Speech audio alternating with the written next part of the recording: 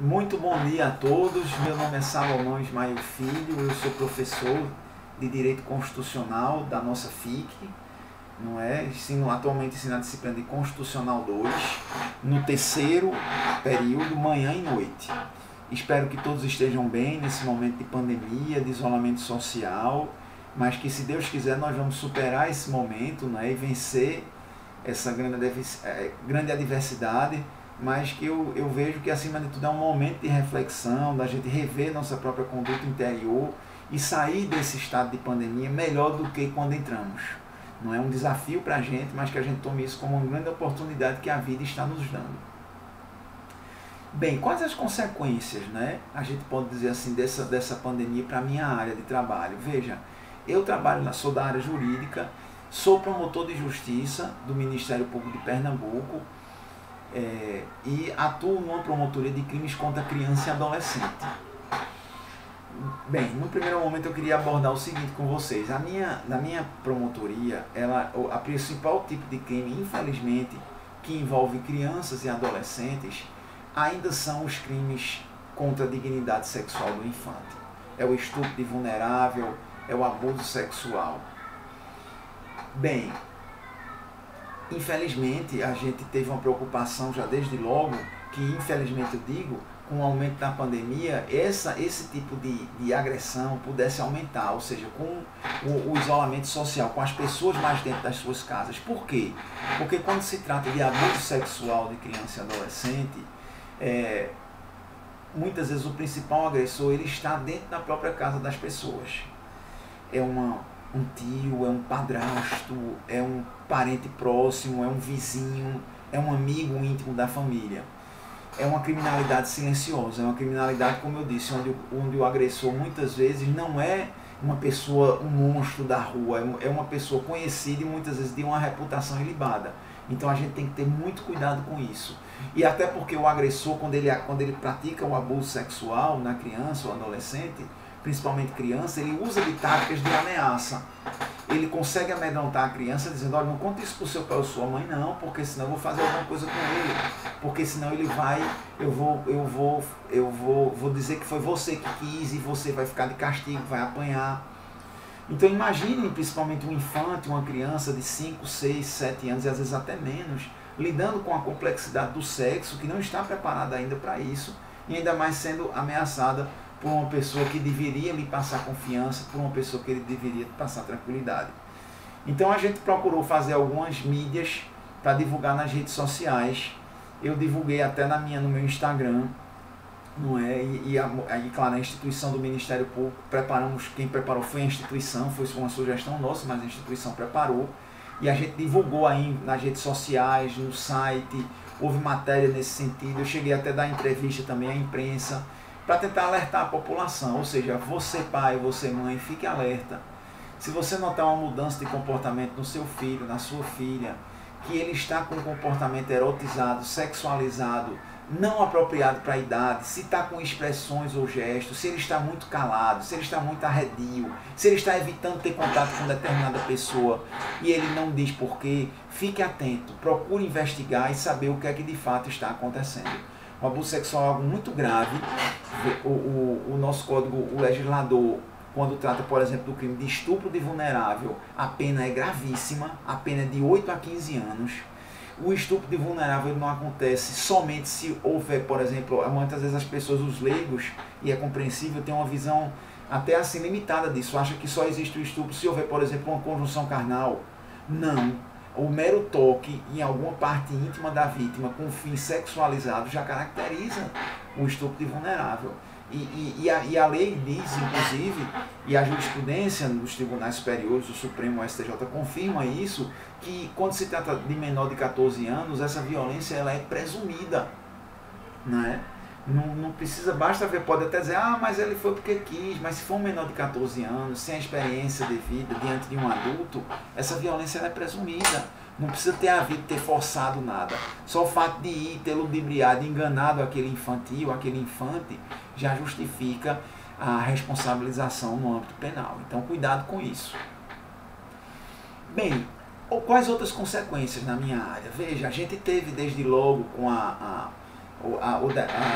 o reconhecimento da existência da pandemia e o isolamento social, a gente teve a suspensão das audiências judiciais, o que foi ruim por um lado, porque é muito importante que esses processos com relação a esses crimes andem, né, para que a gente possa fazer a responsabilização penal de quem está sendo acusado. Claro, se não houver culpa, se não houver prova, a gente pede a absolvição, não há problema. Mas é muito importante para as famílias das vítimas que aquele culpado ele seja responsabilizado. Então, infelizmente, os processos atualmente estão parados, não é? É claro que existe orientação aí do CNJ, do Conselho Nacional de Justiça, para que os processos eletrônicos andem. Mas só que aqui em Pernambuco, as varas criminais da Justiça Estadual, todos os processos ainda são físicos, tá? Então eles estão suspensos no momento. A gente, nos primeiros tempos da pandemia, foi parada a tramitação dos processos completamente, só casos urgentes a gente estava atendendo, por exemplo, um pedido de liberdade provisória, uma queixa da parte que chega dizendo que está sendo ameaçado por um acusado. Aí esses casos antes a gente estava atendendo, mas a gente agora já evoluiu um pouco e por orientação do Ministério Público e do próprio Tribunal de Justiça a gente já está recebendo os processos. Se o juiz eventualmente despachar, a gente está recebendo esses processos físicos. Claro que com o cuidado necessário, com luva, usando máscara, a gente está recebendo em casa, despacha, vê um motorista pegar e leva para o tribunal.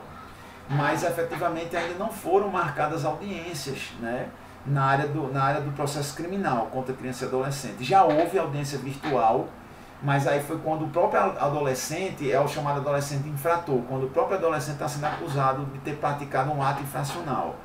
E aí já houve essas primeiras audiências virtuais. No âmbito do processo penal, a questão é um pouco mais complexa, as formalidades são maiores e ainda não houve. Mas acho que já há espaço para isso, o CNJ já autorizou. Mas para isso o processo tem que ser todo digitalizado para a parte. Há uma dificuldade aqui em Pernambuco, porque, como eu disse, as varas criminais ainda não trabalham com o PJE, o chamado Processo Judicial Eletrônico.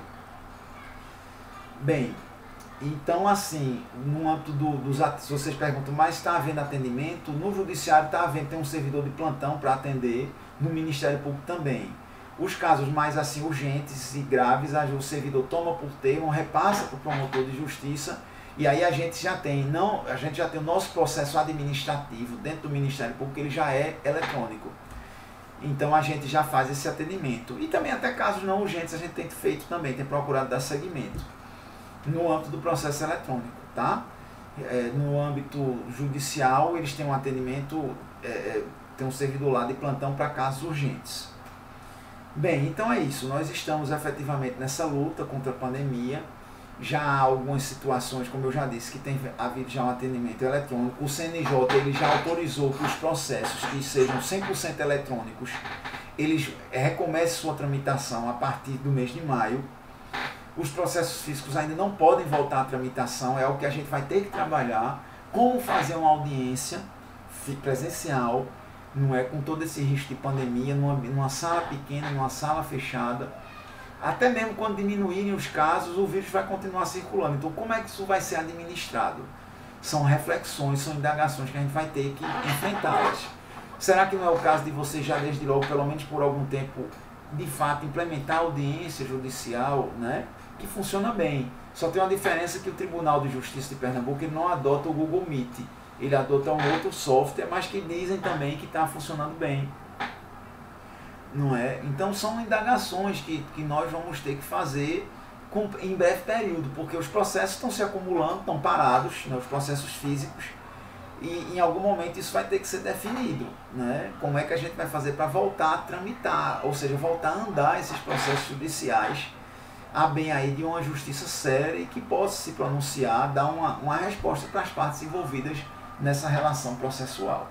Então, assim, essas são as consequências, né? Eu diria, eu termino a minha fala justamente por onde comecei.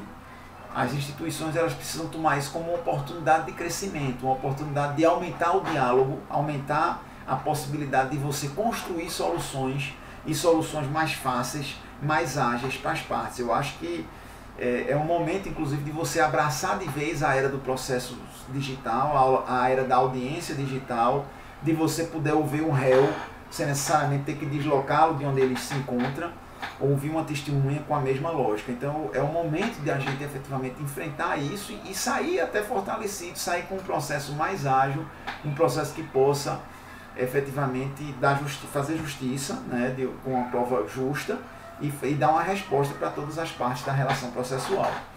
Então é isso, nesse primeiro momento era isso que eu teria a dizer a vocês, tá certo? Sobre os impactos na minha área de atuação.